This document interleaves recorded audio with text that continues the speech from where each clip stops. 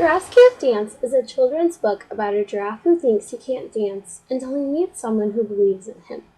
This book, written by Giles Andre and illustrated by Guy Parker Reyes, is a great book for first or second graders.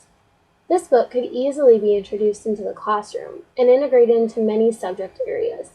This book does a great job talking about self-esteem, pride, and overcoming challenges.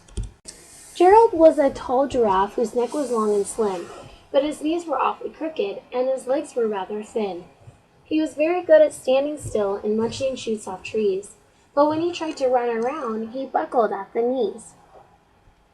Now every year in Africa, they hold the jungle dance, where every single animal turns out to skip and prance.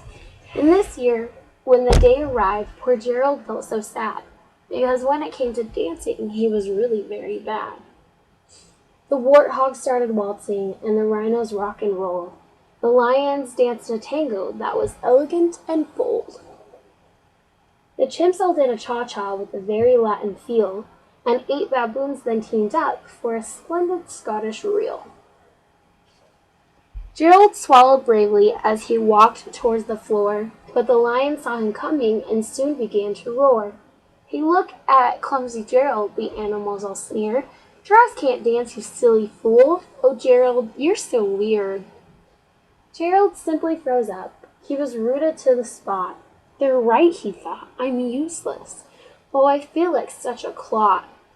So he crept off from the dance floor and he started walking home.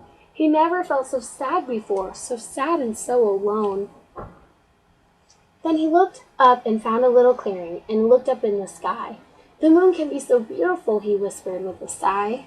"Excuse me," coughed a cricket who'd seen Gerald early on, "but sometimes when you're different, you just need a different song." Listen to the swaying grass and listen to the trees. To me, the sweetest music is those branches in the breeze.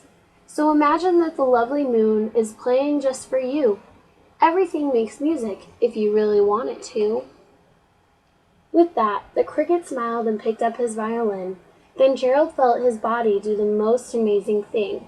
His hoofs had started shuffling, making circles on the ground. His neck was gently swaying and his tail was swishing round. He threw his legs out sideways and he swung them everywhere. Then he did a backward somersault and leaped up in the air. Gerald felt so wonderful, his mouth was wide open. "I am dancing! Yes, I am dancing! I am dancing!" Gerald cried.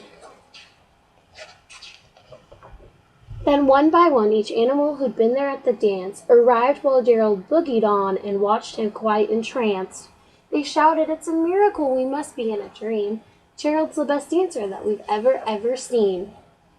"How did you learn to dance like that? Please, Gerald, tell us how." But Gerald simply twirled around and finished with a bow. Then he raised his head and looked up at the moon and stars above. "We all can dance," he said, "when we find music that we love."